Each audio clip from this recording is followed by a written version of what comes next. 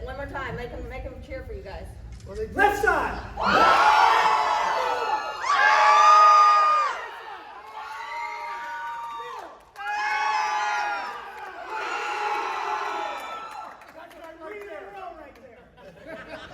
Thank you. You're welcome. Okay. That was exhausting. Thank you, everybody. All right. That was fun. Okay. I want to ask each of you, guys, if you're a horror fan, if you are, what's your horror journey? If you're not, that's fine. Just say no and we'll move on. I'll get you something else. Hi, I'm a horror fan. My name is Danny Roebuck. My horror journey is I started loving Universal monster movies when I was a child. I have recently played a Universal Dracula. Thank you. And I thought all my dreams came true until I had a crazy clown kill me. Then I knew my life was complete. Thank you. Okay, so yes, I'm a horror fan, as you all don't know. My favorite horror movies are 10 Things I Hate About You. How to Lose a Guy in 10 Days. Friends. And Titanic. Listen, let's face it, I'm a rom-com guy. You all know that if you know the series. But I have fallen in love with the horror community and the horror films. Damien has shown me a whole new life, and you people have expanded on that, so I will be a horror fan forever now. Aww. Hi, I'm Kailey. I'm a horror fan. Hi, Kailey. I started watching scary movies when I was 6.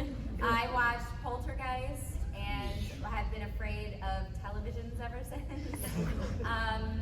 Yeah, I love hauntings. That's my little genre. Yeah. Keep coming back, Kailey, because it works each word. I'm Samantha Scaffidi, and I didn't grow up in horror, which I think I've talked a lot about, but through Terrifier and the conventions and meeting people, I've fallen madly in love with horror. I think it's a brilliant genre. I'm more of like a psychological horror, but I've grown to really respect and love the gore aspect of horror as well, or the slashers. Cool. Hi. Cool. I'm David. Hi,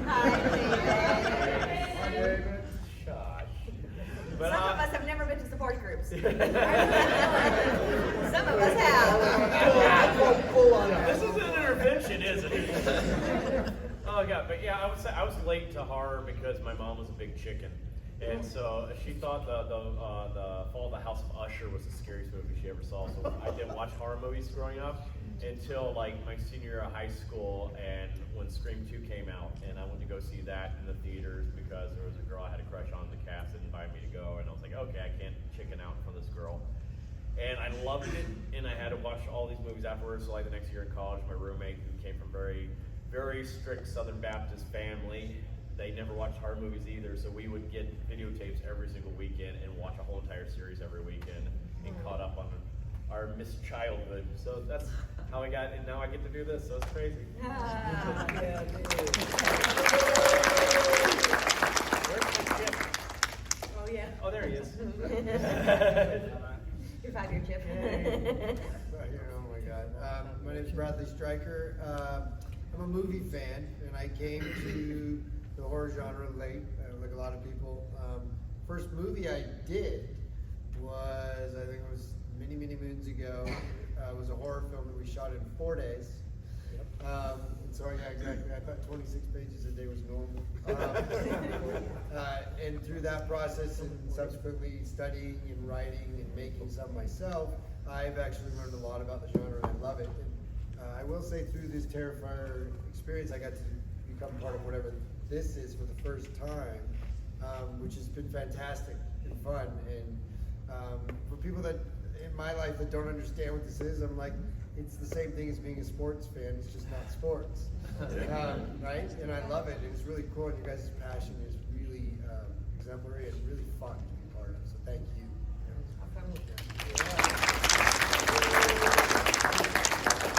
Hi, I'm Chip. Hi, Chip. Hi, Chip. Thank y'all. It's my first trip here. I guess I'm old as hell, so like I go back to like the movie that got me started in horror was of course the original Halloween. Oh I yeah. had a unique experience watching it at the theater. I saw it in Lafayette, Louisiana. It was one of the old school theaters that had curtains down the side, and in the middle of the movie, people were screaming when absolutely nothing was going on. And there was actually a bird that was trapped behind the curtain that was flying out and scaring the shit out of everybody. So, and I like so much of what Bradley and Phil said. I think what really I've found is, and going to the Days of the Dead in Chicago back in November, is just that the collective love that y'all have shared to me and everybody else in the cast has just been amazing. Like, it's truly, it's opened up a whole new avenue for me to engage and meet people, and I find that extremely awesome.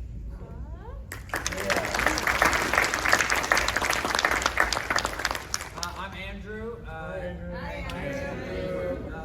Yep, thanks.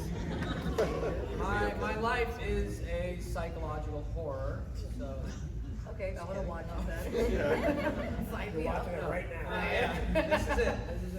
In front of a crowd of people. No, I do love horror movies. My favorite is Terrifier 3. I'm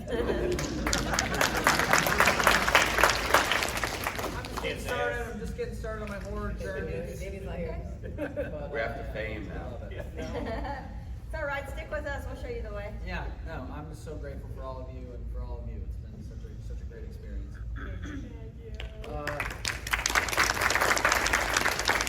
My name's Michael Leavy. I'm a horror fan for sure. Grew up really loving horror. My mom got me and my siblings into it. My grandfather would decorate our house for Halloween. Our display got bigger and bigger each year. Now it's like a museum. Danny Roebuck's house is kind of like that too, actually. Got into horror watching things like Are You Afraid of the Dark and Goosebumps. Obviously original Halloween and The Leprechaun was a big one for me. And so my journey kind of went that way through the Nightmare on Elm Streets, and then I kind of got into the gore stuff really late though. It was more like, those atmosphere horror, in the beginning. And then through Damien was when I really got an appreciation for the gore, and I went back and then really got into it from there, and happy I did. Amazing. Thank you. My name is Michael Leavy. I direct Extreme. I'm Johnny, and I'm a lifelong horror person. My dad took me to see Creepshow when I was 5. And then my kindergarten teacher yelled at him. And they had to send me to therapy. But I was obsessed from that day and forward. And I used to want to do makeup effects. And so I used to go to horror cons and follow Tom Savini around. And now here I am next to him, So I just love the genre. I love all the subgenres of horror, but I'm a big gore whore. So, and I'm very, very grateful to have worked on Terrifier 3 with all these lovely people, because it is a real family. And most of them are from New York, and I'm from New York, and there's not a lot of New York horror movies anymore. There never were. You got Judd and Jason Takes Manhattan. Watch it, Waddle. Yeah, New York Ripper. And I know every single one of them. We worked on every They single one. mention them in Friends. Props to New York City. All right. Thanks, Johnny.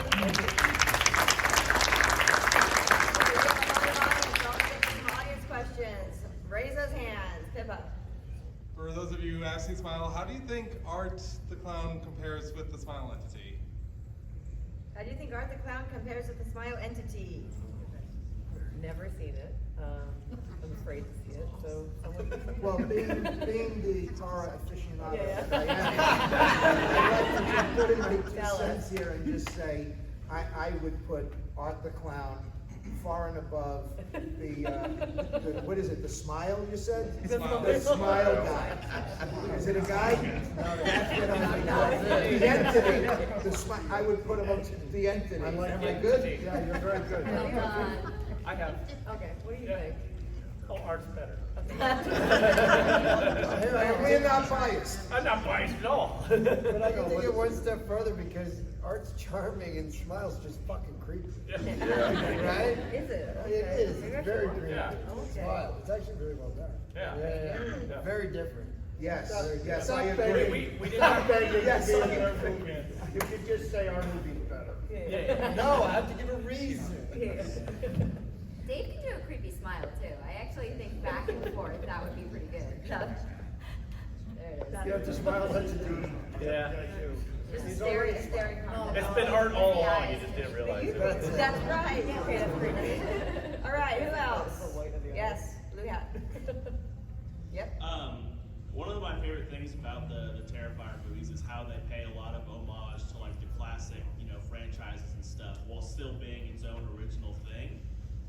So like some of you just said that you are horror fans. How much in your performances do you look at kind of those classic, Robert Englund or Jamie Lee Curtis or whoever, and how much of it is I want to do my own thing and striking that balance? Well, for myself, I actually based Art off of basically every single one of the horror icons that came before. I kind of looked at him as being the horror movie fanboy that actually acted upon all this kind of stuff in a lot of ways. So there's also little bits and pieces of every single horror icon that came before him, especially a lot of Freddy Krueger in him as well. It's like I always kind of looked at Art as being the bastard child of Freddy Krueger and Harpo Marx, and I just kind of keep that in my head. That's what I kind of did with him. So yeah. And Damien, just to put it out there, because like you all know already, I am not the horror aficionado. I wish you would have mentioned that before. So I just wanted to know that I asked questions much like you, because I didn't follow them, and I said, where'd you get these things? And the homage that you're talking about, Damien does specifically do it, but he definitely does a total new twist on it, and him and Dave work with it quite well, because I started watching because Damien said, you gotta start watching these things. So I did start watching and see the similarities and the differences. So yes, there is quite a lot of homage paid to these characters. When I worked with Damien, what's brilliant about Damien is he has a clear vision of what he wants, what he sees, especially in his characters. And he gives us a lot of freedom, but when I was having the conversation of where Vicky would go for 3, he had made a few references of like, you gotta watch Bette Davis and What Happened to Baby Jane. Yes. Right? I said that right? Okay. Yes, whatever Is happened. it Betty Davis? Oh, Betty Yep. Davis, I didn't get that one right. Betty Davis. And that was, I had never seen it, and that was an amazing film to watch as a reference. And another one I had looked to, I always say I wanted to bring my own thing and my own creativity to it, combined with Damien, but one person that I was really inspired by was Helen Bonham Carter in the Harry Potter series with Bella.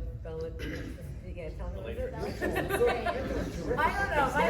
My brain shot. When you don't know how to drop a name, leave it. They're so complicated. Harry.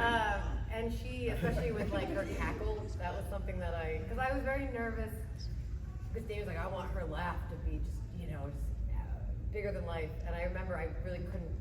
I've told people this at the table. I couldn't really practice that at home because my neighbors would have thought I was crazy. So I basically came to set the first time I was trying to do that was on set.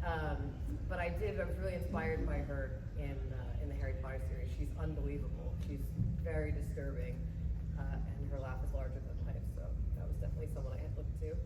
So there's like little shades of those. And I'll just say, because you mentioned Jamie Lee Curtis, that I of course saw that in my teens. So there were a couple of things I did love about her performance. Which was? Yeah. Say that. Oops. He said a couple of things. Yeah, I said it. Get that? Did she have to? Phil got the joke. Nobody here got the joke. Didn't show her boobs. It didn't matter.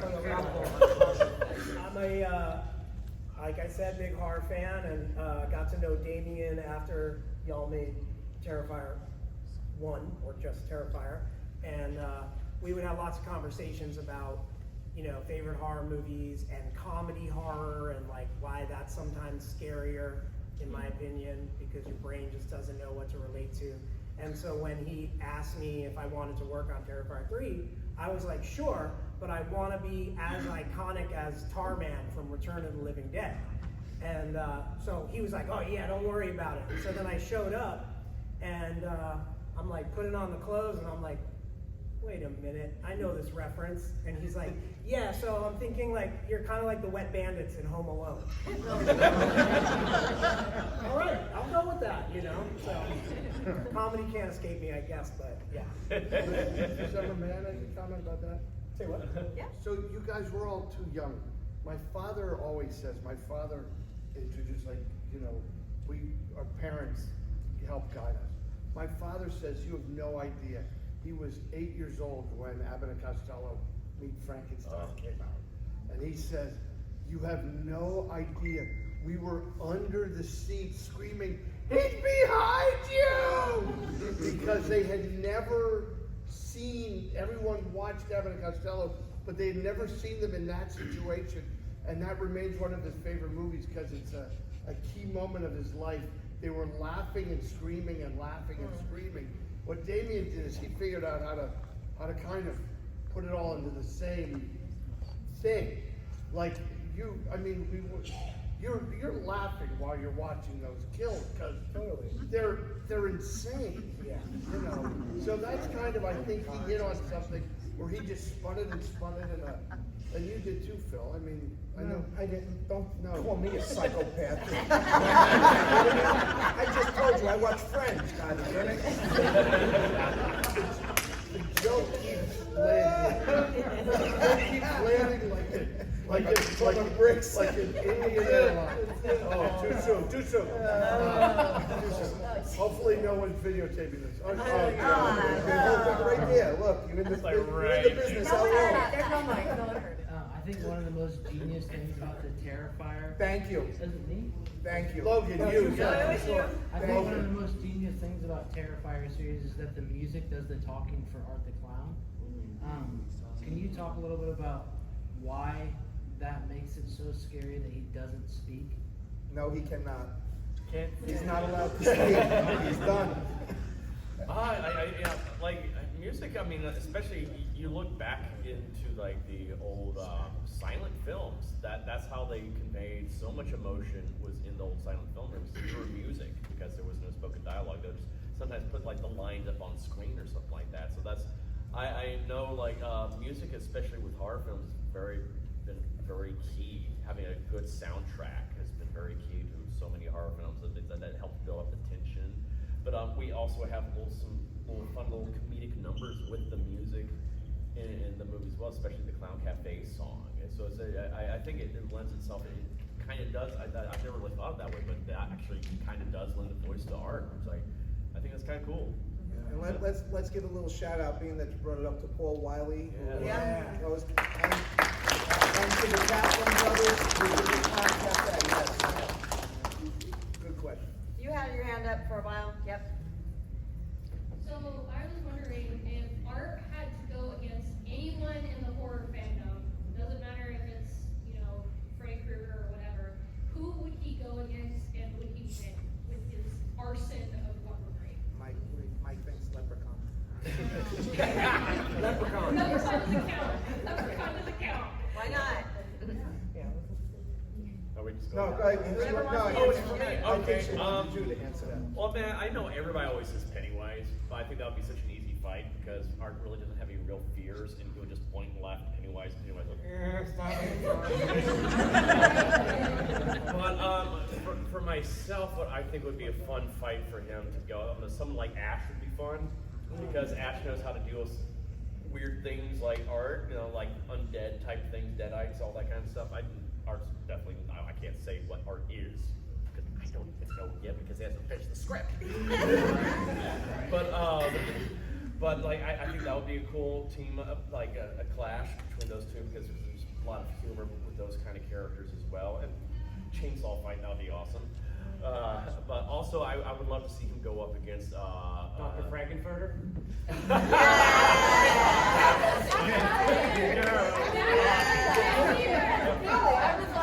That's what I want to say. No, you fucking stole mine. I didn't hear it. I didn't hear it. Watch Red Hope. I literally said Tim Curry from fucking Rocky Never Horror. heard it. So, hold on. I also want to see Art the Clown go up against This the guy that's in the motherfucker. well with the lotion on? The what? And so, He rattled it up. Buffalo Bill. but as I was saying, And you thought he couldn't talk.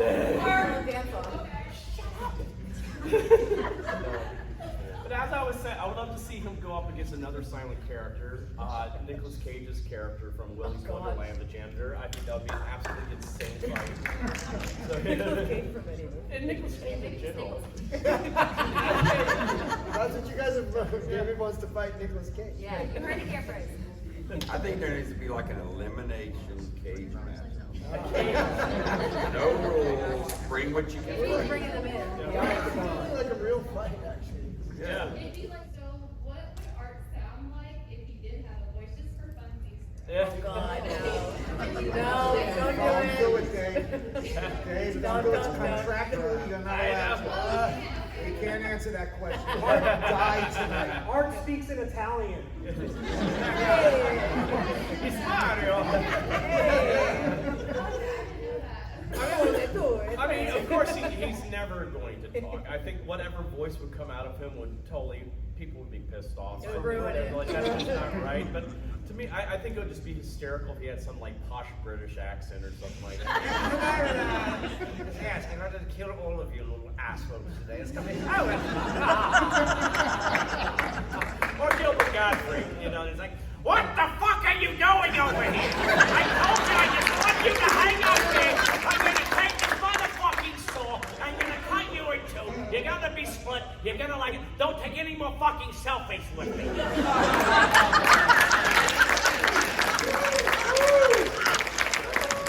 Anyone else in this section? Yes.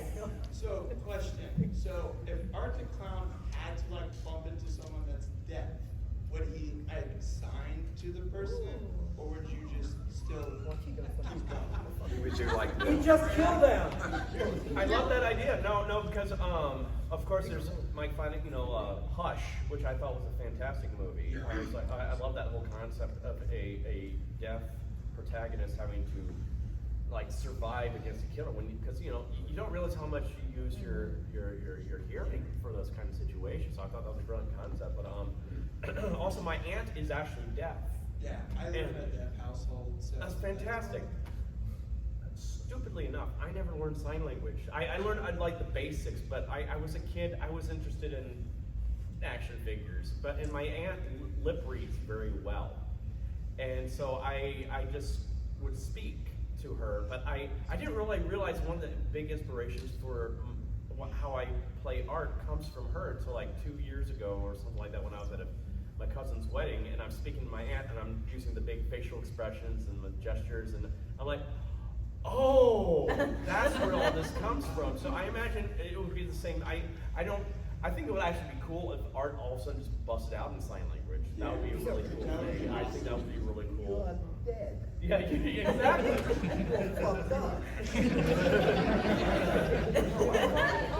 But I think that would be really cool. I never really thought of that, but I love that. I love that idea.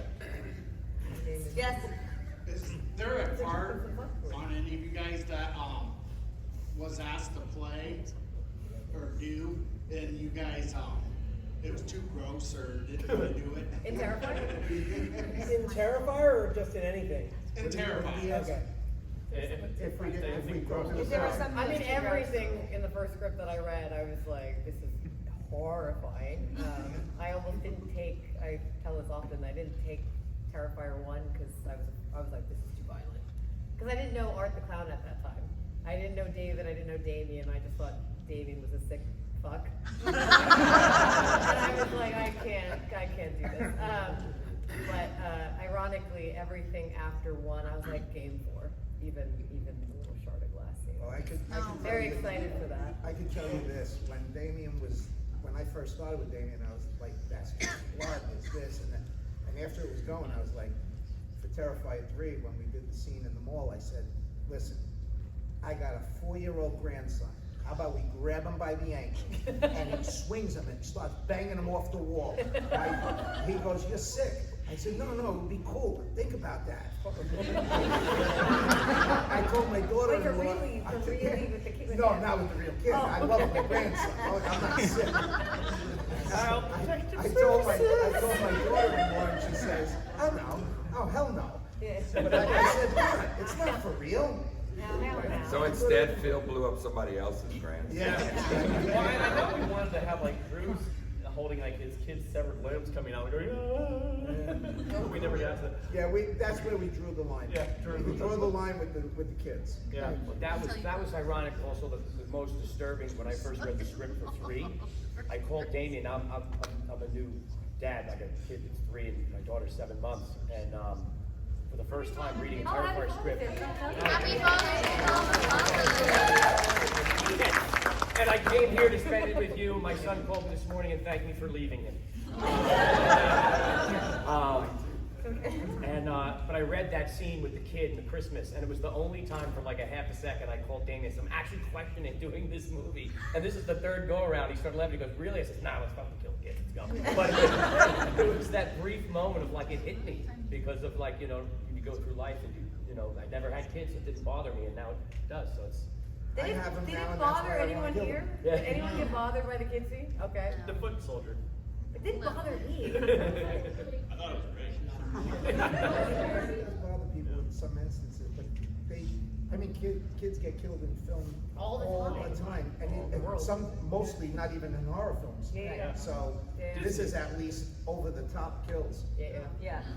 Clearly fiction and fantasy. Yes, exactly. No kids I got will harmed. say the scene that grossed me out, because I always get that question, and I want to know what it was. It was the Aunt Jess death. That one grossed me, because I can't stand puke at all. I don't like it. I can take all the blood, the guts, the poop, all that kind of stuff. That doesn't bother me at all. The rest are fine. The rest were adorable. They were so cute. They pooped everywhere. They're so cute, but it was the puke. I could not stand the puke, and that house was so hot that we were filming in. And we used this horrible smelling cream of mushroom soup. And it was just, and they put some other gunk in there too, just to make it have texture and that. And then this thing comes down the stairs, wearing full Victoria makeup and everything, but she's eating this horrible smelling bag of corn nuts. Which was not ranch. You keep telling everyone it was ranch. It was normal corn nuts. They Not smell like ass. and she just right up in my face, Dave, what's wrong? And I'm like, oh. Anyway, we can get back on Dave. And I'm just like, I can't, I know because Damien knows I can't stand puke. Especially, he knows that, and I think he deliberately put that in there. And the whole time, because like, sometimes one of our fuzz guys, Steve Down Southern, fills in for me to be my arm in scenes when I'm getting in makeup or something like that. I was like, can Steve just be my arm right now for me? Because this is, I'm like, no, Dave, no, your face is totally in the shot right now, and so you have to be there. My face was never in the fucking shot. The shot was here. Yeah, it was just like this, that was rough, but I was very proud of myself. I soldiered through, so I was like, yay, I made it, but that's the scene that almost broke me. So, yeah, plus it's horrible. It's a horrible scene. Young man. So this is a question for you, David. What's your favorite kill scene in all 3 of the movies, if you even have one?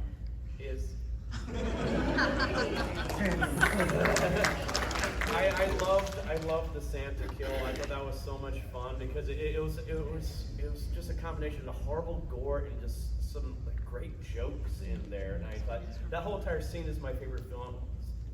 My favorite thing I've ever filmed. Period.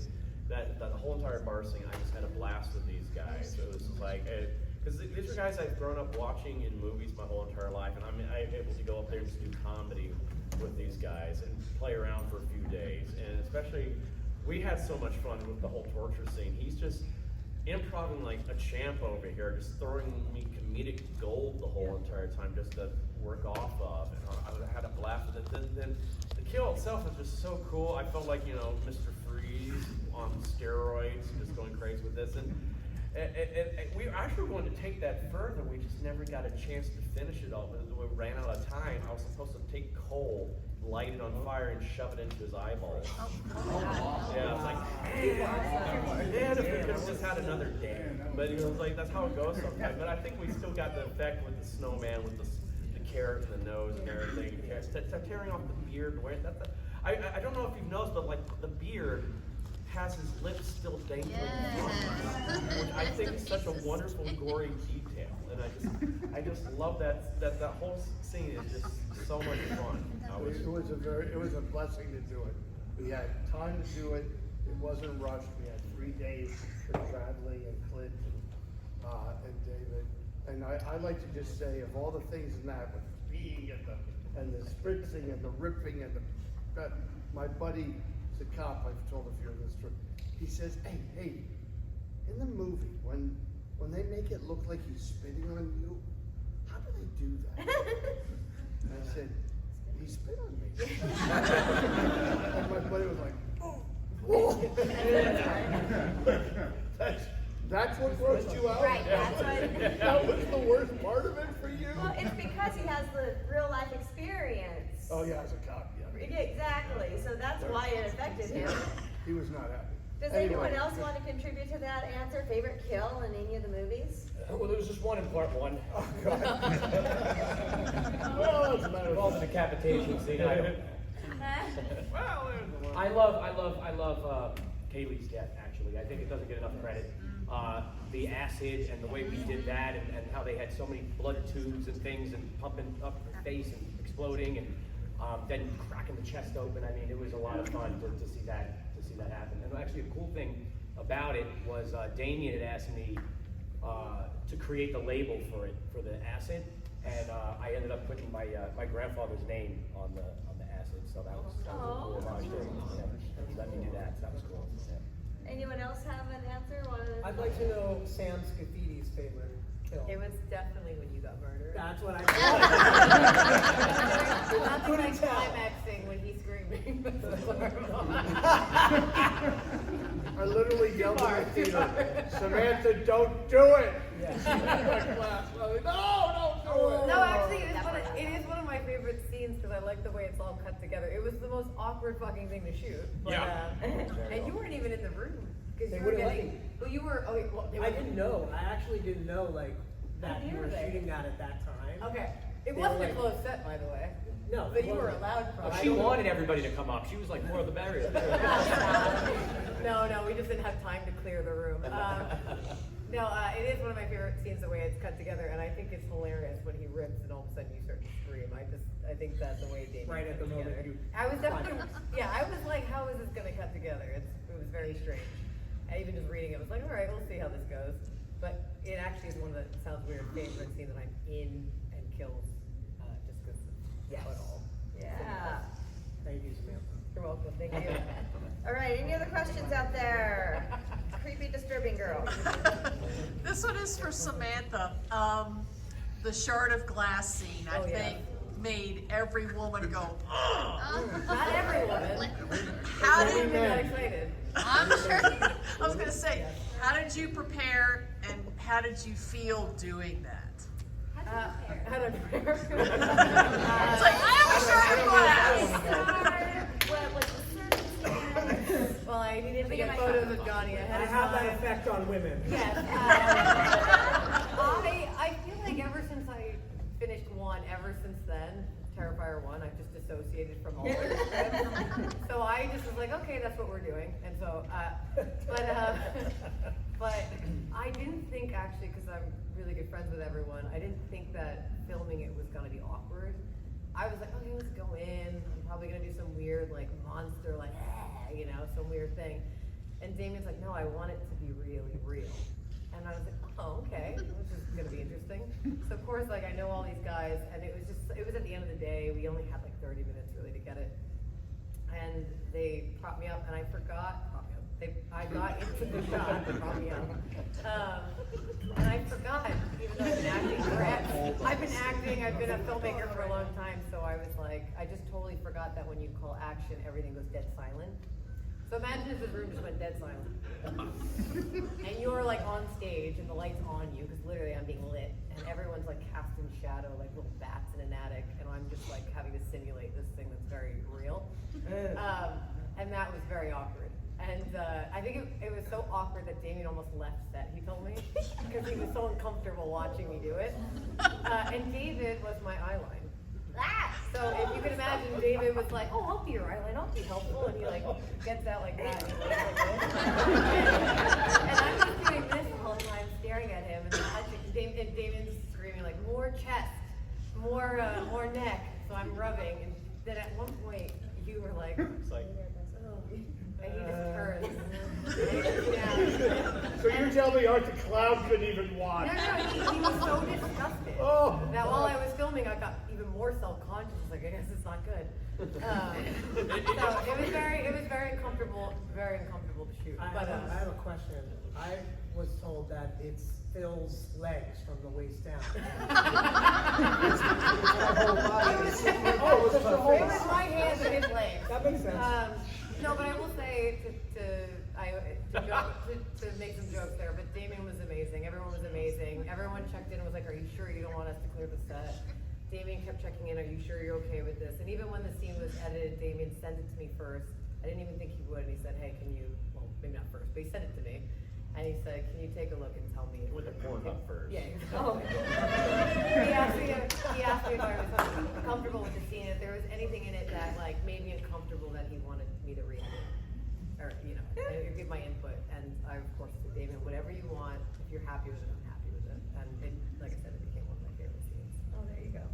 But yeah. And how you signed so many shards of glass. I love it. A 4-year-old actually found a little piece of fake glass, came up to me, didn't know what it was from, and asked me to sign it. And I was like, I know you don't know what this is, but one day you will. Thank your parents. So yeah, I signed lots of them. Oh boy. Definitely. Anyone in this section? Back, in the back. You? Yeah. This is for David. Do you have, out of all the items that's used for the kill scene, which one is your favorite? Oh, good question. That's a hard one. Oh my gosh. I mean, I think probably my favorite one is, because I think it's probably more iconic weapon, because you've never seen a weapon used like this before by any other horror icon. Because he uses so many, he's used blades, all that kind of stuff. But like, I really like the flail, the cat o' nine tails like weapon he has in part 1 and 2. Is it on whipping? Yes. I was literally saying Because you it's enjoyed got all whipping. the, it has all, no, but it's got all those different blades on there. But what I love too is I think that's more of his iconic weapon, because what people don't realize, all those ropes that are on there are not ropes. That's human hair from his victims that he's braided together and made into those ropes that are on that flail. So I think that, yes, a friendship bracelet. But I think it's a really cool weapon, and it does its job. It's horrible, and he also gets his own comeuppance with that weapon, which I thought was really cool too. When like Sienna uses it against him, and she actually really got me with that weapon one time, because I felt so bad. Because both for her in the first film, I enjoyed it. Because like when I'm running the whip, we use rubber instruments, but it still stings when it hits you. And with Sienna, I was trying my best just to hit on the actual costume part, but she has so much exposed skin, so of course physics takes over, and it would sometimes hit the exposed skin. That stings. And once she got a hold of the weapon, she did one take, and stupid me, it's my fault. I went a little bit too far forward where she was supposed to come across my face with it, and I got it right on the tip of my lip, and I was like, oh, it felt like a bee sting, and I was like, oh, shit. I was like, this is what they were feeling, like Samantha and Elliot and Lauren and whoever else got hit by that thing. That's what they were feeling all those times I had to use. I was like, oh shit, and then Lauren's like, oh, I'm sorry. I'm like, no, I deserve this. I deserve this. So it's like, but I think that's the coolest one that he's got. And he's full of crap. Nobody got hit with the thing. I was the producer. I made sure nobody got hurt. No one got hurt on these films. Okay, one more audience question, and then we're wrapping it up. You in the front. I just wanted to know, since the series began, is there anything like interesting, fascinating, or surprising about yourself that you learned while going through the journey, whether it be like filming or being with all of us in the community or being with each other?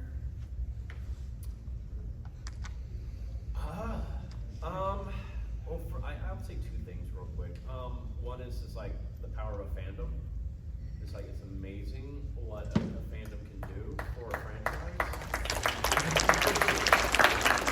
That it's just like this, we wouldn't be where we are without you guys. Like the first film, like, you know, we made it for just a small amount of money, and we didn't think anybody was gonna see the thing. And it was the fans that saw it originally when it was released on just like Vimeo and like DVD that got it put on Netflix, which then launched it to so many more people, which then part 2 was funded by the fans with the Indiegogo campaign. So that, and then part 2 really, boom, launched us when we got to release that in the theater. So and it's just snowballed since then. It's because of you guys. So that's an incredible thing to see happen. But personally, for myself, this film really helped me get over a lot of my own like body issues that I had, because I grew up bullied constantly, and I was a very skinny child. I got made fun of all the time for being skinny, and it was in the first film where I did the Buffalo Bill scene, because Damien was like, hey, I got a sick idea, because in the script originally I was just wearing the body parts over the costume. And Damien is like a few days before, we're in the car together, and he's like, I got a sick idea for this scene. I want to run it by you first, because it's totally your call. He's like, can you do it nude? And I'm like, oh God, who wants to see that? Yeah. Like, David. oh, yeah. Thank you, David. And I was like, you know what? It's like, I'm looking at what Catherine was having to do in the movie, where she was exposing herself in such a vulnerable state. And my thoughts on it, you know, she's willing to do that for this kill scene. I can do this myself. And I'm like, yeah, that will be very, very sick and depraved for him to do, to put someone else's body parts on his own body and walk around like that, just to mess with his victim's head. I'm like, yeah, sure, I'll do it. And so like my first time really being on screen, I'm showing my butt to people. And that, it helped me really get over a lot of those insecurities I had with myself. And so it's like, that was my own little personal journey I went on. So I've become a lot more comfortable with who I am as a person since that first film. I would like everyone to answer this question, because this is a great question. Let's start with you. Oh, I just wanted to ask, will you be doing naked photo ops? I would break those cameras so fast. No, that actually happened to me. Oh my God, this is real. Oh my God. No, I did. Yes, I was at an audition I did years ago for Wendy's. They do a whole thing where they had different fans, and they had to take like how people write little letters on them at football games and stuff like that. And they wanted us we had to take off our shirts for this audition. I was the first one in there, and I even joked, like, God, I'm sorry if I break your camera. If I take off the shirt, and the camera breaks right now. I'm like, oh God. I didn't get the job. Yeah. But you, let's start with you and go all the way down. Rephrase for me. The question was, what is this taught you about what? Yourself. Is there anything interesting or fascinating or surprising about yourself that you've learned while working in the series, whether it be in the movies or with all of us in the communities, or? Do you mean just Terrifier specifically, or do you mean any movie? Just any movie. Any movie? Yeah. Showgirls. Yeah, I've learned that you have to take your space, and that's okay. I'm not name dropping. I never drop names. Marlon Brando taught me that. But I worked on a Martin Scorsese movie a long time ago, and Ving Rhames. He's really not dropping them. Ving Rhames kind of directed the scene. He was in the scene, and he was like, he was like just telling us all, like, take your space. Like, you have such a limited opportunity to do something that's going to be around forever, right? Because film is forever. And so, that's like something that's always stuck with me, and I remember every time, and I always try to take my space, make the most of it. So, yeah, as much as I can, I try to ad-lib and improv and stuff like that, unless it's Quentin Tarantino. Then you can't really do that stuff. Who would want to? It's already so good. But yeah, so that's me.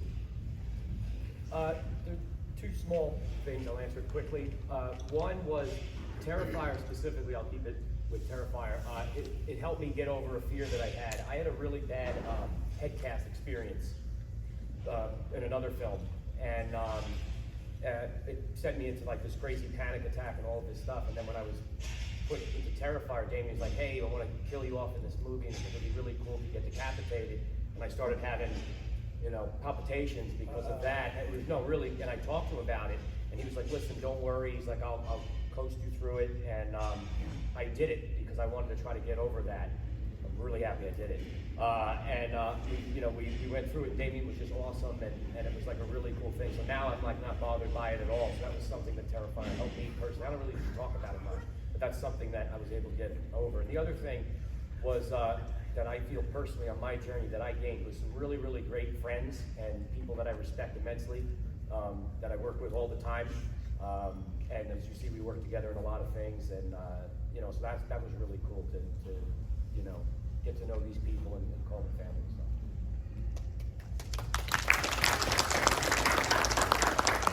I don't want to name drop either, Phil Falcone. That didn't hit the floor. For me, it's just the power of like loving what you do and coming onto this set, and all of these guys, but Damien specifically, just loves what he does, and he does what he loves. And does that make sense? And I think just that's just a lesson for me when I'm trying to make my stuff, and for everybody. It's like if you just stick to what is true to you, then I think that you'll find your audience. Absolutely, yeah. I mean, I'll kind of add on what Johnny said. I think what was amazing about this is sometimes we show up to set and they're like, oh, I'm sorry, Chip, you were supposed to say did not, and you said didn't. And you're like, what? Does it really matter? But with this, when in the mall scene in particular, like we had a script, but Damien was kind of like, just do what y'all do.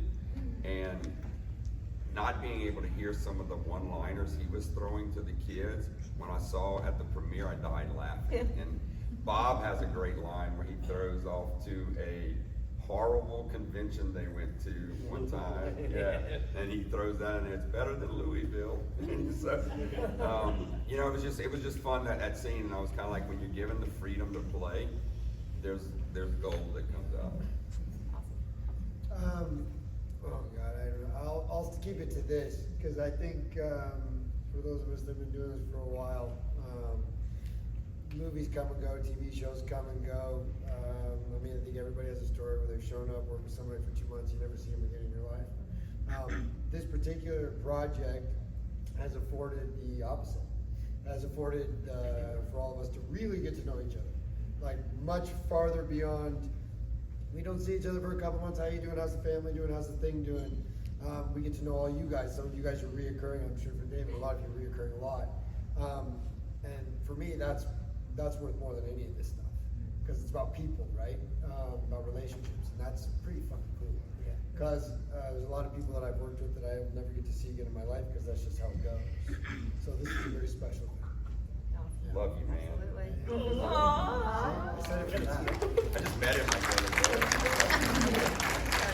So unlike David and Daniel, I hate wearing prosthetics.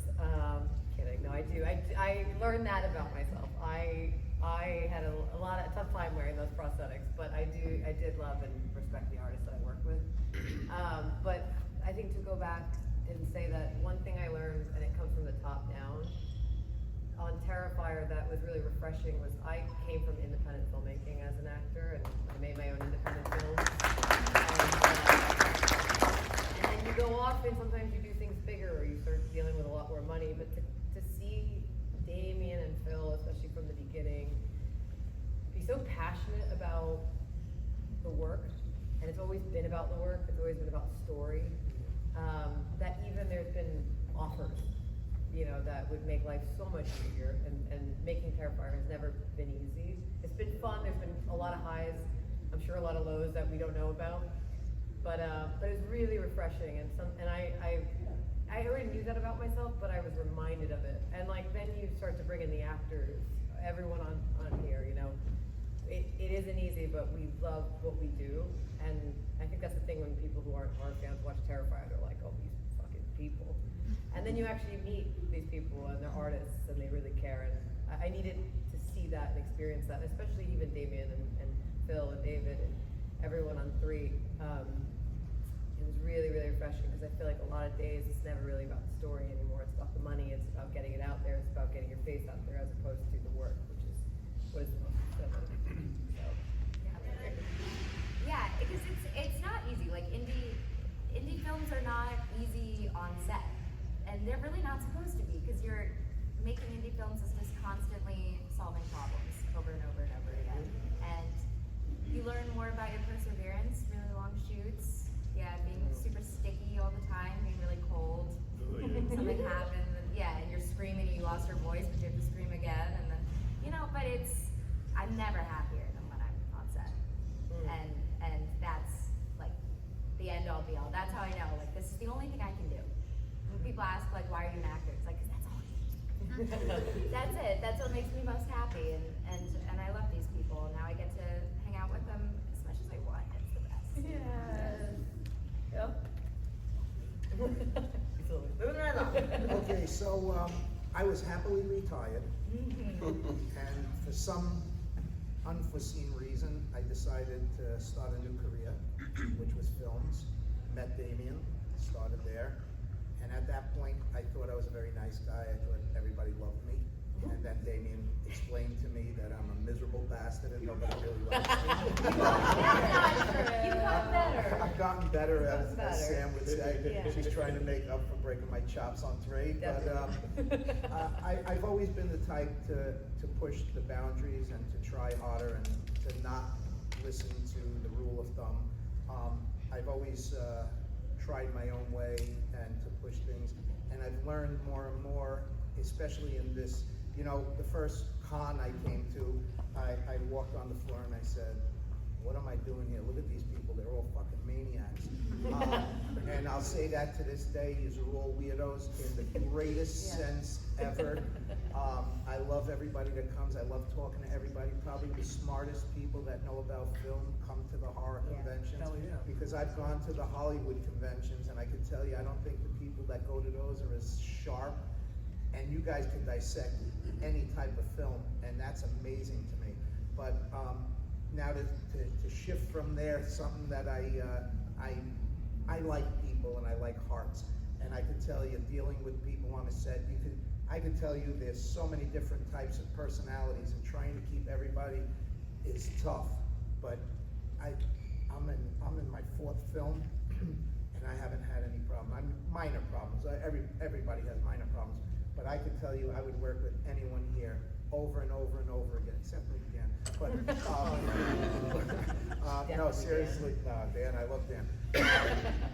It's an amazing bond that you make. It's unbelievable, because you're going to be on a set with somebody for as many hours as you're going to be, and let me tell you something. It's grueling.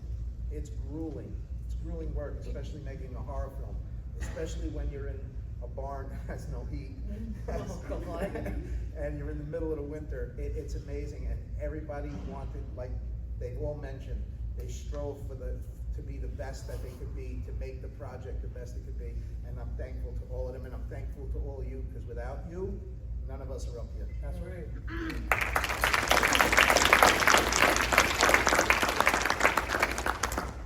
When you're the last, I'm speaking now. I'm sorry. I truly am, because Dan has a lot to say. When you're the last to go, the responsibility is to keep it short. Despite that, you're seeing lightning in a bottle. That's what you're seeing here. 40 years in Hollywood, maybe longer than almost anybody sitting here. 40 years in Hollywood, I've seen lightning in a bottle twice. This is the second time, and I'm proud to be part of it. So thank you for being here and witnessing it with us. Amazing. Thank you.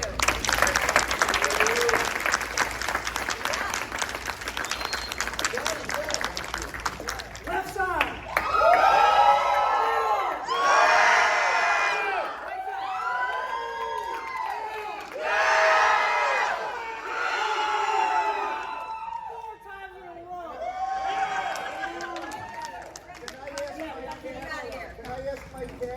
Sit down, everybody. Can I ask my cast to give you guys a standing ovation?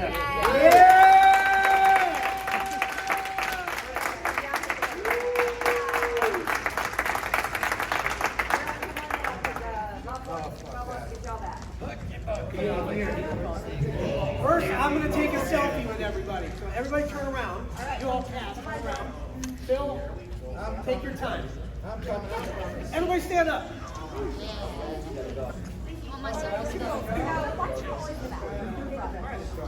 we go. On the count of 3, everyone say yeah!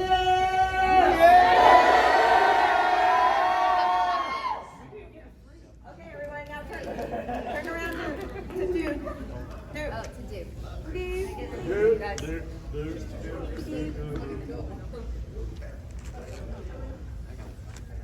All right. You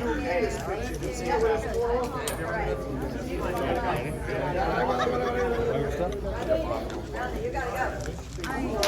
Kelsey texted me this thing, and I couldn't understand her. She had Kyron tell me, but I couldn't.